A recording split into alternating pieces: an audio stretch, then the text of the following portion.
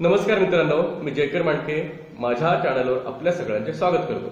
मित्रांनो, आज मी आपल्या समोर 10वीचं जे 4थं युनिट आहे त्यातला 6वा lesson a brave heart dedicated to science and humanity याचा दुसरा पार्ट आपल्या समोर मी सादर करतोय. पेज नंबर 166 वरचा लास्ट पॅरेग्राफ आहे, तिथून सुरुवात करतोय.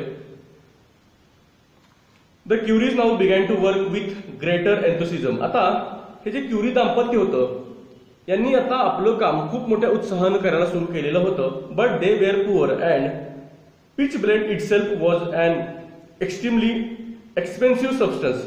पण ते दोघंही खूप गरीब होते आणि यातला पिच ब्लेंड जो आहे तो अत्यंत खूपच महाग असा पदार्थ होता.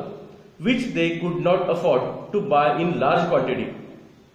आणि म्हणूनच तो खूप मोठ्या प्रमाणामध्ये त्यांना विकत घेता येणं शक्य नव्हतं. ते त्यांना परवडत नव्हतं. अफोर्ड म्हणजे परवडणे, ते त्यांना परवडू शकत नव्हतं खूप मोठ्या प्रमाणात ते विकत घेणं. कारण का तर ते खूप महाग होतं. They however sacrificed all the luxuries of life to save मनी.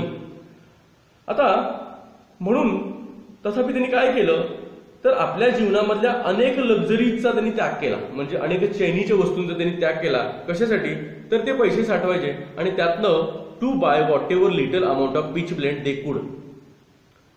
जी काही त्यांना त्यातनं जी काही रक्कम त्यांच्या अशा चैनीच्या वस्तूला फाटा देऊन त्यांनी जी रक्कम साठवली त्या साठवलेल्या रकमेतनं जेवढा मिळेल तेवढं पिच ब्लेंड ते काय करू शकत होते तर त्यांनी ते विकत घेतलेलं होतं. They lived in utter penury. Penury या शब्दाचा अर्थ एक्स्ट्रीम पॉवर्टी. तर ते पूर्णपणे खूपच दारिद्र्यामध्ये ते राहिलेले होते. Not buying costly food, warm clothes. ते महागडं अन्न ते कधीही विकत घेत नव्हते. उबदार असे कपडे विकत ते घेऊ शकत नव्हते. For the extremely cold Parisian winter. तर पॅरिसमधला जो विंटर आहे तो अत्यंत थंड असा असतो, पॅरिसमधला हिवाळा. तर अशा वातावरणामध्ये सुद्धा त्यांनी गरम कपडे, उबदार कपडे स्वतःसाठी विकत घेता आले त्यांना शक्य नव्हतं. Often they could not sleep during the cold night due to lack of warmth. बऱ्याचदा वॉर्मथ या शब्दाचा अर्थ उबदारीपणा किंवा उबदारपणा नसल्यामुळं ते बऱ्याचदा रात्रीचं ते झोपू शकले नव्हते. कारण का तर अशा थंडीमध्ये ऊब जर नसेल, थंडीमध्ये उबदारपणा जर नसेल, ऊब नसेल तर माणूस झोपू शकत नाही. बऱ्याचदा त्यांना असं झालेलं होतं की झोपता ते झोपू पण शकलेले नव्हते. Overwork seriously affected madam Curie's health. आता प्रमाणापेक्षा जास्ती काम केलेलं होतं आणि यामुळं गंभीरपणे त्याचा परिणाम हा मॅडम क्युरी यांच्या शरीरावरती किंवा आरोग्यावरती झाला. Often she was force to leave the laboratory to take a much needed rest. आता बऱ्याचदा त्यांचे पती त्यांना जबरदस्तीने त्यांना तिथून घालवत असायचे की तू जा आणि तू काय कर तर तू रेस्ट घे, तुला गरजेची असणारी पुरेशी तू विश्रांती घे. असं बऱ्याचदा त्यांच्या पतीकडून तसं केलं गेलेलं असायचं. Her husband begged her to give up the struggle, but she resolutely refused. आता बघा, त्यांच्या पतीने बऱ्याचदा त्यांना बेग केलं होतं, म्हणजे विनवणी केली होती, याचना केली होती की तू काय कर, तू हा संघर्ष सोडून दे, गिव्ह अप कर. पण त्यांनी मात्र रिसॉल्युटलीचा अर्थ विथ ग्रेट डिटर्मिनेशन, म्हणजे त्यांनी हा जो त्यांची जी विनवणी होती ती त्यांनी खूप मोठ्या दृढ निश्चयाने ती त्यांनी काय केली तर रेफ्यूज केली, नाकारली, त्याला नकार दिला. Marie was driven by a mad determination to discover the mystery of radium. आता रेडियमचं जे गूढ आहे हे गूढ उकलवणं किंवा त्याचा शोध लावणं या वेड्या अशा दृढ निश्चयाने मेरी अक्षरशः तिला या विचाराला अक्षरशः पछाडल्यासारखं झालेलं होतं. म्हणजे ती वेडावलेली होती नाही, तिच्या मनामध्ये कायमस्वरूपी हाच विचार असायचा की रेडियम मध्ये जे असणारं जे गूढ आहे ते आपण उकलवावं, ते उकललं जावं आपल्याकडनं. ती याच वेड्या दृढनिश्चयामध्ये ती असलेली असायची. With courage she faced all the miseries of a life of poverty. आता बघा, मिझरी या शब्दाचा अर्थ दुःख. तर त्यांच्या जीवनामध्ये जे काही दारिद्र्याचं दुःखाचा सामना त्यांना करावा लागला, तो त्यांनी धैर्यानं त्यांनी त्या दारिद्र्याला, दुःखाला त्यांनी अत्यंत धैर्याने असं त्यांनी तोंड दिलं. And carried on with her research along with her husband who loved and supported her. आणि काय केला तर त्यांचा जो रिसर्च आहे तो त्यांनी चालू ठेवला. सोबतच कुणासोबत तर त्यांच्या पतीसोबत, की जे त्यांच्यावरती खूप प्रेम करत असायचे आणि त्यांना सपोर्ट पण करत असायचे. त्यांच्यावरती अत्यंत प्रेम असणारे आणि त्यांना खूप मोठा सपोर्ट करणारे असे त्यांचे पती असल्यामुळं त्यांनी या सगळ्या गोष्टीला काय केला तर मोठ्या धैर्यानं अशी तोंड दिलं. Luck however favoured the Curies and a windfall came to them. Windfall या शब्दाचा अर्थ अनएक्सपेक्टेड लक, म्हणजे जे त्यांना अपेक्षित नव्हतं, अनपेक्षित असं घडलं. असं झालं बघा की जे नशीब आहे, त्यांचं दैव आहे, ते बऱ्याचदा त्यांना प्रतिकूल असायचं. पण यावेळेला मात्र, तरी सुद्धा यावेळेला काय झालं मात्र की अनपेक्षित असं यश म्हणा त्यांना मिळालं, किंवा अनपेक्षितपणे त्यांचं नशीब एकदम उघडल्यासारखं झालं, नशीब खुललं असं म्हणूयात आपण त्यांना. आणि ते त्यांचं जे दैव होतं ते त्यांच्या अनुकूल झालं असं. It was a gift of a ton of pitchblende from the emperor of Austria. आता ऑस्ट्रियाचे जे एम्परर होते, सम्राट होते, त्यांनी या मॅडम क्युरी व पियर क्युरी या दोघांना, या दाम्पत्याला 1 टन पीच ब्लेंड भेट दिलं. आणि त्यांचं नशीब म्हणजे अनपेक्षितपणे त्यांचं नशीब उघडल्यासारखं झालं.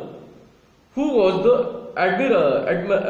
ॲडमायरर ऑफ क्युरीज. तो त्यांचा प्रशंसक होता. ऑस्ट्रियाचा जो सम्राट होता तो त्यांचा प्रशंसक होता क्युरी दाम्पत्याचा. त्या it was the most precious gift the queries had received.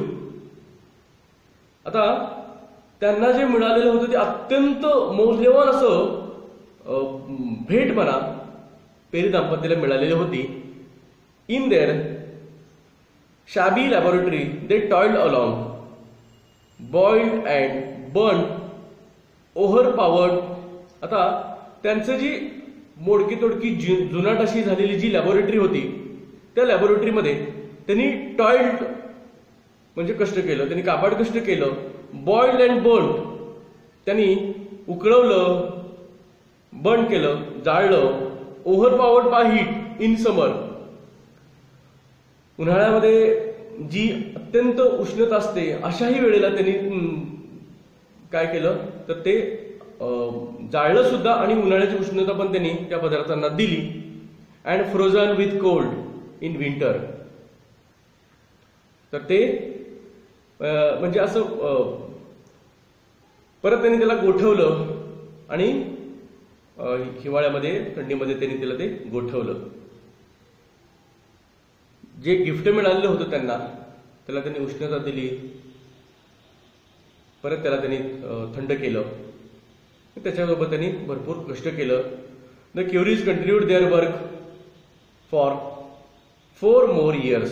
आता पुढची 9 वर्ष त्यांनी त्यांचं जे काम होतं ते चालू ठेवलं. Wearing and acid stained dust covered mask. Wear म्हणजे परिधान केलं, स्टेन म्हणजे डाग. तर ऍसिडचे डाग असलेले व धुळीनं माखलेलं असं मास्क परिधान करत मेरी टॉइल्ड अलॉंग. मेरी अत्यंत कष्ट करत होती. Stirring large pots of pitchblende. Stirring म्हणजे ढवळत होती. तर पीच ब्लेंडची खूप मोठाली भांड्यांमध्ये, ज्याला खाली उष्णता दिलं जात होतं, ती मेरी काय करत होती तर ते ढवळत होती. ensuring that the fire beneath were active throughout the day and the night. त्याच्या खालून जो काही जाळ लागलेला होता संपूर्ण दिवसभर आणि संपूर्ण रात्रभर कायमस्वरूपी रात्रंदिवस जो त्या पिचब्लेंडच्या भांड्याच्या खाली जो जाळ ठेवला होता तो पूर्ण रात्रभर आणि दिवसभर तो चालू असायचा आणि मेरी रात्रंदिवस ते जे पिचब्लेंडचं जे भांडं आहे त्याच्यामध्ये ते ढवळत राहिलेलं असायची. देन इन 1902 सक्सेस फायनली कम. तर 1902 साली शेवटी यश हे मिळालं. On a September night the queries after a days टायरसम work. तर पूर्ण दिवसभराच्या कंटाळवाण्यात त्रासदायक अशा कामानंतर वेंट होम ते घरी गेलेले होते. कोण तर ते दोघही क्युरी कुटुंब सप्टेंबरच्या रात्री. Then just as they were about to go to bed they went to the laboratory to have another look. आता कंटाळून घरी गेलेले होते आणि अंथरुणावरती जाऊन झोपणार बेडवरती त्याच्या अगोदर म्हणले चला आपण जाऊन लॅबोरेटरीमध्ये जरा थोडीशी अजून एकदा एक पाहून यावं, एक दृष्टिक्षेप टाकावा म्हणून ते तिथे गेले बघायसाठी. At the hundreds of small bowls into which they had poured filtered peach blend. हजारो वाडगी होती, बोल्स होते ज्याच्यामध्ये त्यांनी काय केलं होतं तर पीच ब्लेंड हे गाळून फिल्टर करून त्यांनी ओतलेलं होतं. In the dark laboratory as they moved cautiously forward. तर काळोख असलेल्या त्या लॅबोरेटरीमध्ये ते अत्यंत सावधपणे ते पुढे जात होते. There were all around them rays of soft. तिथं सर्वत्र मृदू असं ब्लूइश पर्पल म्हणजे निळसर जांभळ्या अशा रंगाचे किरण तिथं त्यांना दिसत होती. Light coming from the small glass covered bowls. आता ती जी वाडगी होती, बोल्स होती त्याच्यावरती काच वरून काचेचं भांडं झाकलेलं होतं आणि त्यातून ते रेज बाहेर पडत होते. म्हणजे त्यातून ती किरणं बाहेर पडत होती. पीच ब्लेंड मधून ती किरणं बाहेर पडत होती. निळसळ जांभळ्या रंगाची किरणं ती त्यातनं बाहेर पडत होती. Radium had been discovered. आणि जे बाहेर पडणार होतं ते रेडियम होतं. रेडियमचा शोध त्यावेळेला लागला. Marie said to her husband, do you remember the day when you told me that you wanted radium to have a beautiful colour. मेरीनं त्यानंतर तिच्या पतीला असं विचारलं की तुम्हाला आठवतंय का की तुम्ही असं मला म्हणालेला होता की you wanted radium to have beautiful colour. तर तुम्हाला रेडियम हे विविध सुंदर अशा रंगांमध्ये हवं आहे असं तुम्ही त्यावेळेला म्हणालेला होता. हे तुम्हाला आठवतंय का. लुक लुक पहा, ते पहा. Actually what they had produced was just a tiny pinch of white powder that looked like salt. आता बघा त्यांनी काय केलं होतं तर त्यांनी एक चिमूटभर अशी पांढरी मिठासारखी दिसणारी त्यांनी पावडर तयार केलेली होती, चिमूटभर. But it was to become one of the wonders of the world. पण ते मात्र ते पांढरी चिमूटभर अशी पावडर ते नंतरच्या काळामध्ये मात्र ते काय झालं तर जगाचं एक आश्चर्य बनून गेलं. With its rays people would be able to see through the hardest of substances. आणि त्या पदार्थामधनं त्याच्यामधनं जे काही किरणं बाहेर पडतात, त्या सबस्टन्सेस मधले जी काही किरणं बाहेर पडतात त्या किरणांच्या माध्यमातनं लोक काय करू शकणार होती तर अत्यंत हार्ड अशा कठीण अशा पदार्थांमधनं सुद्धा, पदार्थाच्या पलीकडे सुद्धा, पदार्थाच्या आत सुद्धा ते पाहू शकणार होते. पण याला अपवाद होता तो म्हणजे लीडचा, शिशाचा याला अपवाद होता. The benefits of radium in the world of medicine are incalculable. इनकॅल्क्युलेबलचा अर्थ not capable to of being measured म्हणजे अगणित. आता वैद्यक क्षेत्रामध्ये या रेडियमचे जे काही बेनिफिट जे काही जगाला झाले ते खरोखरच अगणित असे आहेत. It has been used with great effect in the treatment of cancer. तर कॅन्सरची जी काही ट्रीटमेंट आहे याच्यामध्ये हे खूप परिणामकारकरित्या त्याचा आता वापर केला जात आहे. The bacteria of such disease. आता जे काही बॅक्टेरियाज आहेत तिथे काही रोगांची नावं सांगलेली आहेत, जसं की typhus, cholera and anthrax can also be killed by radium. यासारखे रोगांची जी काही बॅक्टेरियाज आहेत, विषाणू आहेत की नाही, या विषाणूंना रेडियम हे काय करू शकतं तर मारलं जाऊ शकतं. रेडियमच्या किरणांमुळं ते विषाणू मारले जाऊ शकतात. म्हणजे कॅन्सरच्या ट्रीटमेंटमध्ये सुद्धा रेडियमचा खूप मोठा काय घेतला जातो तर उपयोग फायदा होतो. In 1903 the Curies along with Henri Becquerel were awarded the Nobel price.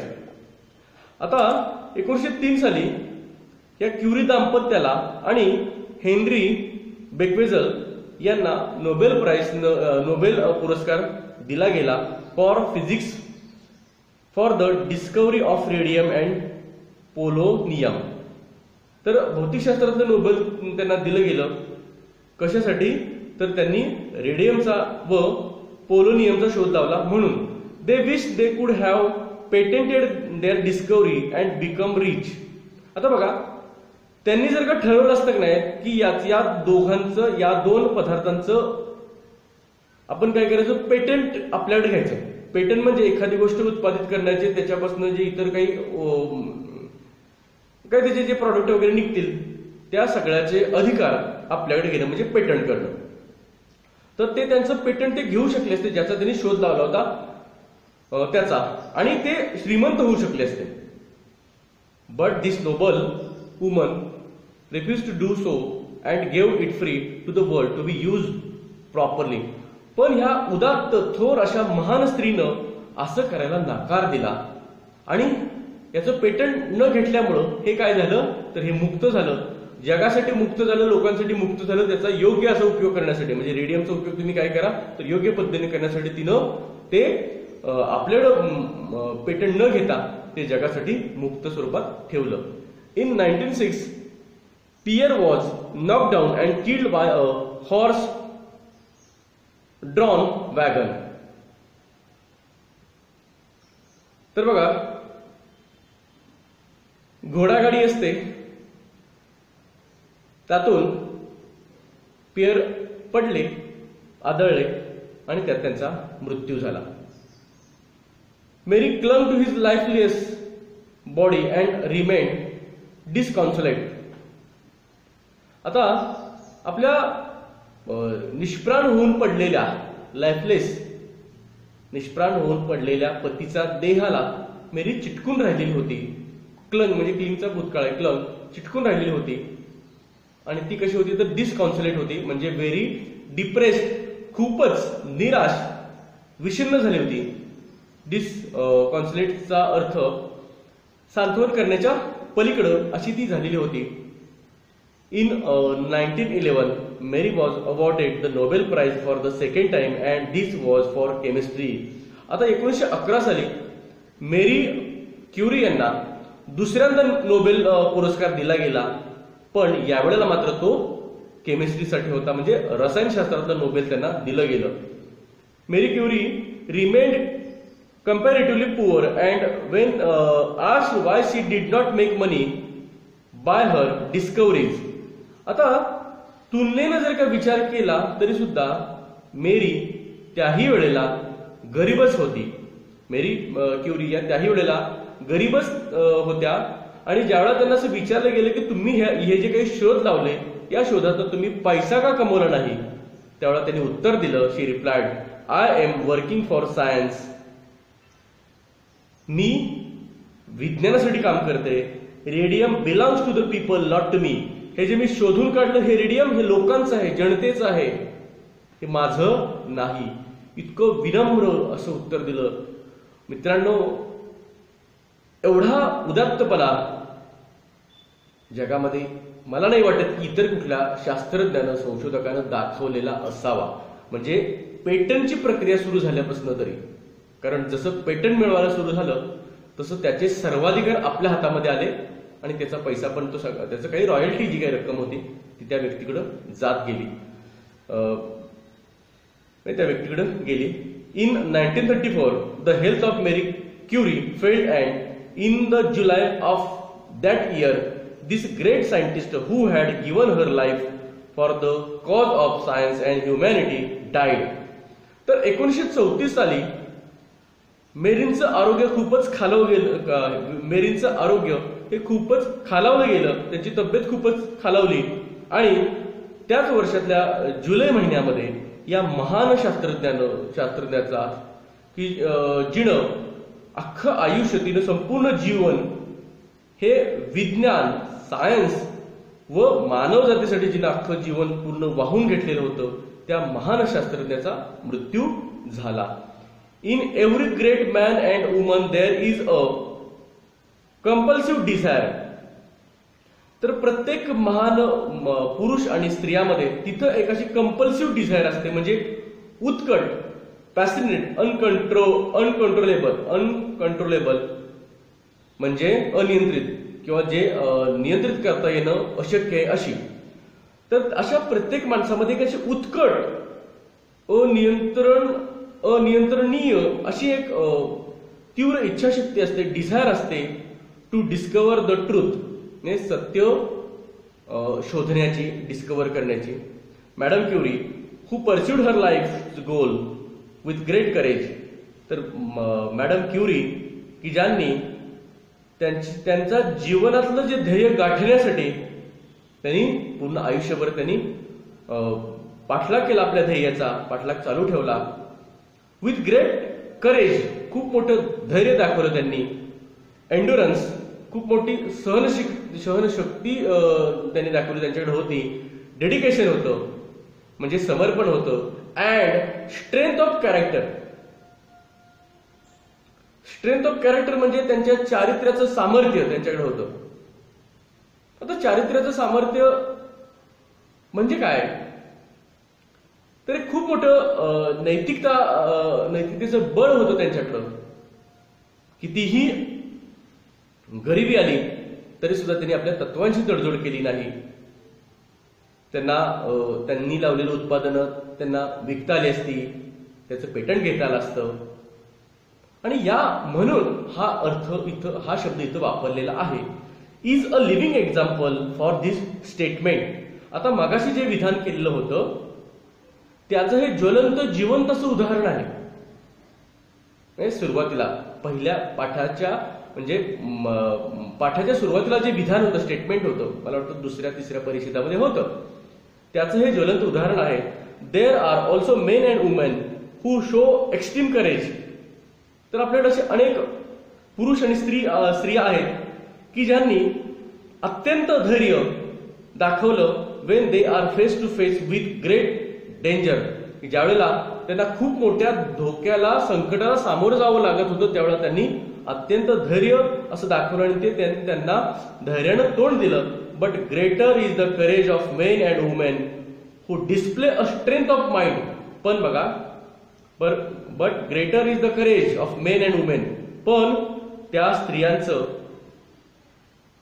जे धैर्य आहे किंवा पुरुषांचं जे काही धैर्य आहे ते कसं होतं, तर ते थोर होतं. A strength of mind that is not defeated by extremely. पण अ स्ट्रेंथ ऑफ माइंड, त्यांचे मनाचं सामर्थ्य की जे that is not defeated by extremely hostile and unfavourable condition of life. तर बघा, म्हणजे पराभूत न होणारं असं मनाचं सामर्थ्य. कशानं, तर बाय एक्स्ट्रीमली हॉस्टल. हॉस्टल या शब्दाचा अर्थ ऍडवर्स, बिटर, म्हणजे प्रतिकूल, अत्यंत प्रतिकूल परिस्थितीमध्ये सुद्धा मनाचं सामर्थ्य ढळू न देता त्या माणसाने काय केलं, या पुरुष आणि स्त्रियांनी तरी त्यांच्या आयुष्यामध्ये त्यांनी खूप मोठं धैर्य दाखवलं. And unfavourable condition of the life. त्यांच्या जीवनामध्ये कितीही प्रतिकूल परिस्थिती आली, अत्यंत वाईट प्रसंग आले, तरी सुद्धा त्यांनी मनाचं धारिष्ट्य दाखवलं. Madam Curie certainly belongs to this latter groups. आता इथं वर जे काही